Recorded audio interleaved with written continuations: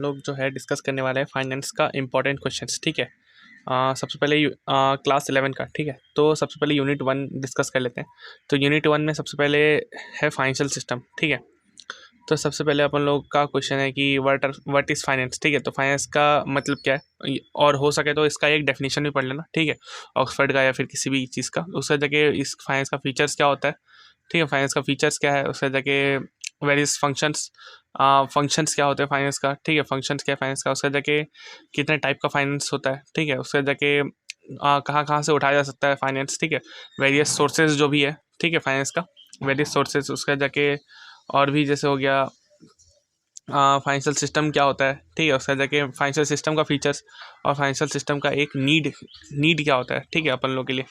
और उसका जाके various components of financial system का कितना कंपोनेंट्स है। ठीक है, सबका बारे में 2 या 3 लाइन करके पढ़ लेना है। ठीक है, उसका जाके रोल क्या है फाइनेंशियल सिस्टम का इकोनॉमिक डेवलपमेंट में ऑफर कंट्री। ठीक है, यही क्या है कि पैसा प्रोवाइड कराता है और पैसे से इंडस्ट्रीज़ होता है। ठीक है, इंडस्ट्रीज़ बनते हैं तो एम्प्लॉयमेंट बढ़ता है। ठीक है, अनएम्प्लॉयमेंट कम होता है। उसका रीजनल इंडस्ट्रियल और इनकम डिस्पैरिटीज़ जो होता है। ठीक है, मतलब गांव में कम इंडस्ट्रीज़, अर्बन एरियाज़ में ज़्यादा इंडस्ट्रीज़, तो अर्बन लोगों का ज़्यादा ग्रोथ। ठीक है, और गांव वाले लोगों का कम ग्रोथ। तो इस सब चीज़ को टैकल करने के लिए भी फाइनेंस ज़रूरी आता है। ठीक है, उसका जगह लिमिटेशंस क्या है इंडियन फाइनेंशियल सिस्टम का, तो ये भी आ जाता है।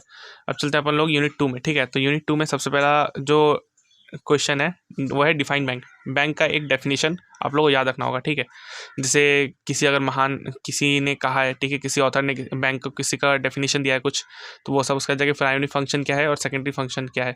ठीक है, प्राइमरी फंक्शन मतलब पता ही है आप लोगों की accepting deposits and advancing loan. Secondary functions मतलब आपका जैसे ट्रांसफर फंड, उसका जाके लॉकर फैसिलिटी प्रोवाइड करना, परचेस और सेल करना सिक्योरिटीज़ वगैरह वगैरह, और भी लेटर ऑफ क्रेडिट। ठीक है, अंडर राइटिंग ऑफ सिक्योरिटीज़, बहुत सारा मतलब फंक्शन है कमर्शियल बैंक का, वो सभी भी जानना जरूरी है। ठीक है, उसका जगह various features of a bank, उसका जगह सेंट्रल बैंक क्या है।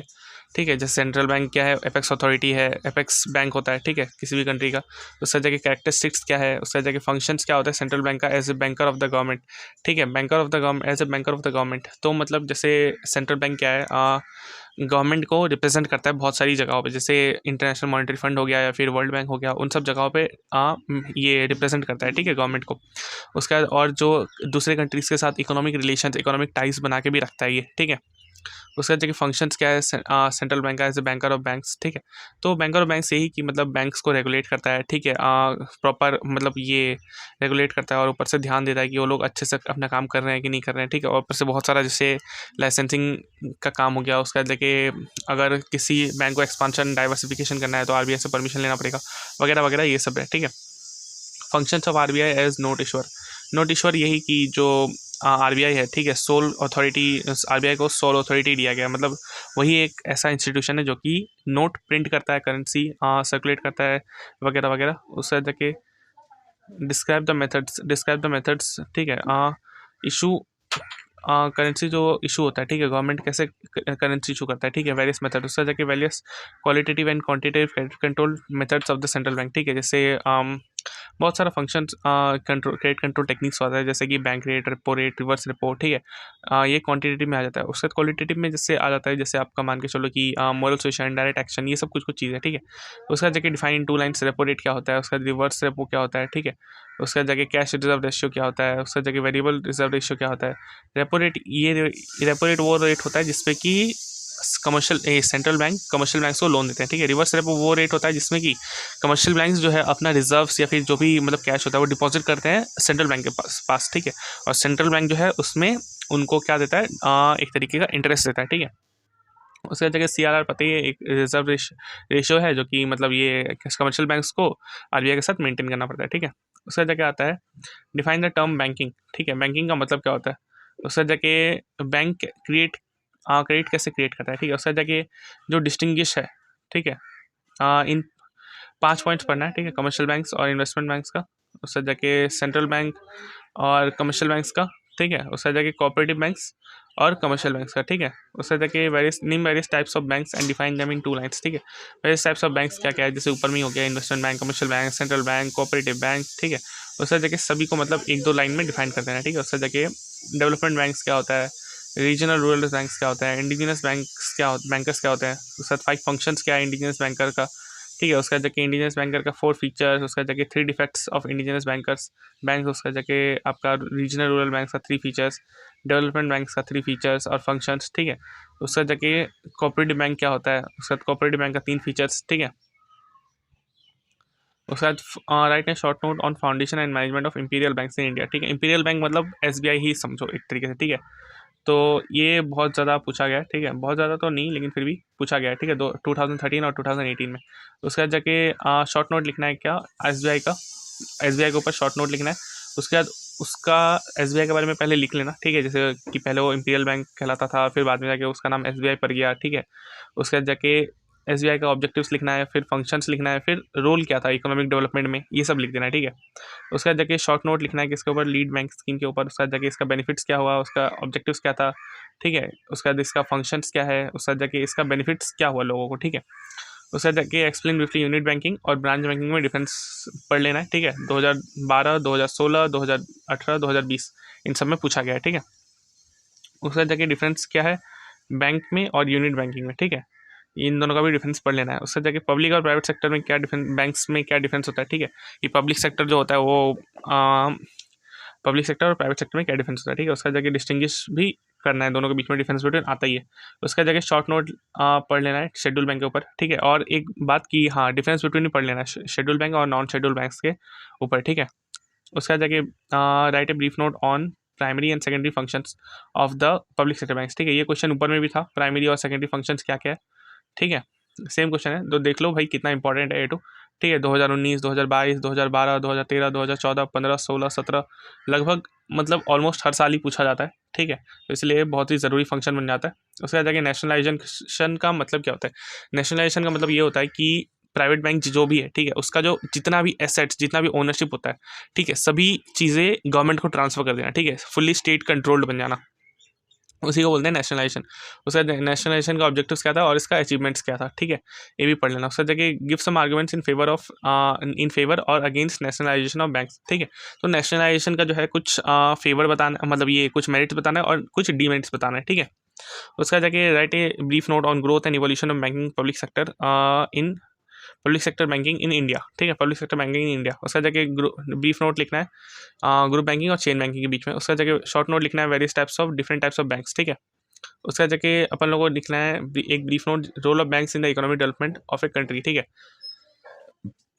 तो ये जो रोल ऑफ बैंक्स है ना, इसमें आप लोग सारा चीज़ मतलब घुमा फिरा के एक ही चीज़ होता है कि भाई जो पैसा देता है इंडस्ट्री सेटअप करने के लिए, एम्प्लॉयमेंट बढ़ाता है, ठीक है, अनएम्प्लॉयमेंट को कम करता है, लोगों के हाथ में पैसा आता है, ठीक है, कंट्री का ओवरऑल डेवलपमेंट होता है, GDP बढ़ता है वगैरह वगैरह, ये सब चीज़ पूरा भर भर के लिख देना, मतलब कॉमन सेंस, ये जनरल नॉलेज का बात है, ठीक है सब। उसका जाके आता है ई बैंकिंग क्या होता है, उसका जाके इसका मेरिट्स क्या है और इसका डीमेरिट्स क्या है, ठीक है।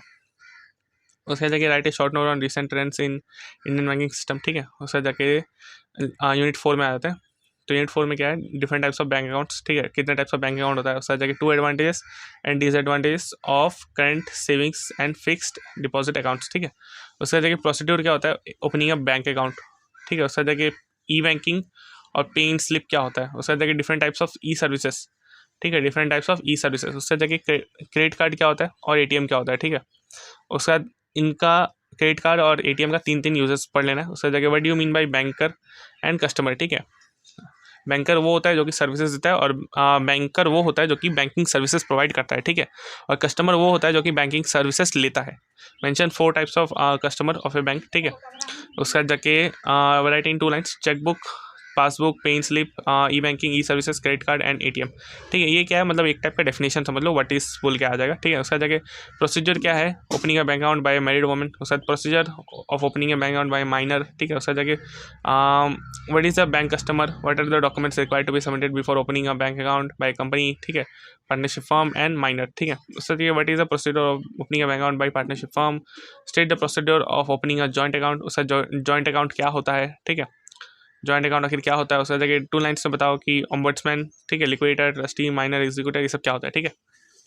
उसका जगह यूनिट 5 में है अपन लोग का नेगोशिएबल इंस्ट्रूमेंट्स, ठीक है। नेगोशिएबल इंस्ट्रूमेंट्स क्या होता है, सबसे पहला डेफिनेशन, ठीक है। उसका जगह आता है अपन लोग का what are its various kinds, ठीक है, कितने टाइप का होता है। उसका जगह फीचर्स पढ़ना है, कैरेक्टरिस्टिक्स, एसेंशियल, सब सेम ही होता है, ठीक है। उसके बाद प्रिजम्पशंस, ये पढ़ने की जरूरत नहीं, प्रिजम्पशंस, ठीक है उतना। उसका जाके ये आया ये ऑलमोस्ट बहुत पुराना क्वेश्चन है, ठीक है, जो कि हर साल ही रिपीट हो रहा है 2-3 साल के गैप में, ठीक है। तो उम्मीद है कि लास्ट 2022 में आया था, ठीक है, तो 2025 में आने का चांसेस बहुत ज़्यादा है। उसके बाद बिल्स ऑफ एक्सचेंज क्या होता है, उसका जाके इसका एसेंशियल्स क्या होता है, उसका जाके mention 3 parties of bills of exchange, ठीक है, ड्रॉ ये सब है, ठीक है। उसका जाके what are the various types of bills of exchange, उसका जाके एक्सप्लेन देम ब्रीफली। उसका जाके एडवांटेज क्या होता है बिल्स ऑफ एक्सचेंज का, उसका जाके स्पेसिमेन दो बिल्स ऑफ एक्सचेंज का, ठीक है। ये जो स्पेसिमेन है ना, मतलब बिल्स ऑफ एक्सचेंज का और परमिशन नोट का, ये दोनों का ही पढ़ लेना है, ठीक है, आ सकता है। ये देखो यहाँ पे आ गया draft specimen of permission note, ठीक है। उसका जगह प्रॉमिसरी नोट क्या होता है, उसका इसमें कितने पार्टीज़ हैं, ठीक है, 2 पार्टीज़ होते हैं, तो उन दोनों का नाम लिखना है और उसके बारे में थोड़ा सा डिफाइन कर देना है, एक या 2 लाइन लिख देना है, इसका एसेंशियल्स क्या है, ठीक है। उसके बाद आता है कि बिल्स ऑफ एक्सचेंज और परमिशन नोट्स में क्या डिफरेंस होता है बिल्स ऑफ एक्सचेंज और परमिशन नोट में, ठीक है। तो उसके बाद जगह डिफाइन चेक क्या होता है, पार्टीज कौन कौन होती है चेक में, उसका जगह फीचर्स और एडवांटेजेस लिखना है, ठीक है। Distinguish between cheques and bill of exchange and permission note, ठीक है, एंड चेक, ठीक है। उससे देखिए मतलब चेक और बिल्स ऑफ एक्सचेंज के बीच में डिफरेंस बिटवीन और परमिशन नोट और चेक के बीच में डिफरेंस बिटवीन पढ़ लेना है, ठीक है, बहुत ही ज़्यादा इंपॉर्टेंट हो जाता है। उसका आता है difference between permission note and cheque वगैरह वगैरह, ठीक है। सेम क्वेश्चन ऊपर वाला रिपीट हो गया था गलती से। उसका देखिए होल्डर क्या होता है, होल्डर कौन होता है और होल्डर इन ड्यू कोर्स कौन होता है, ठीक है, of negotiable instruments. When a person मतलब होल्डर इन ड्यू कोर्स जो होता है, ठीक है, मतलब एक person holder in due course कब बनता है ये भी बताना होगा। उसके बाद राइट्स क्या होते हैं जो कि holder of the negotiable instrument enjoy करता है, ठीक है। उसका जाके explain the rights and privileges of holder in due course, ठीक है। उसका जाके right difference between holder and holder in due course, ये बुक में होगा, आप लोग बुक में पढ़ लेना, बुक में से पढ़ लेना, ठीक है। तो उसका what do mean bye negotiation and endorsement, ठीक है। उसका जाके हु कैन एंडोर्स, उसका जाके डिफरेंट काइंड्स ऑफ एंडोर्समेंट, उसका एक्सप्लेन देम ब्रीफली, सभी को एक्सप्लेन करना होगा, ठीक है, कितने टाइप्स का एंडोर्समेंट होता है। उसका जाके write about the rules and regulations of a valid endorsement, ठीक है। उसका जाके what are the liabilities and और रिस्पॉन्सिबिलिटी ऑफ एंडोर्सर। उसका जाके बैंक ड्राफ्ट क्या होता है, ठीक है। उसका जाके difference between bank draft and cheque. उसका जाके what do mean by payment in due course, उसका जाके what are its essential features, ठीक है। तो बस इतना ही था, ठीक है।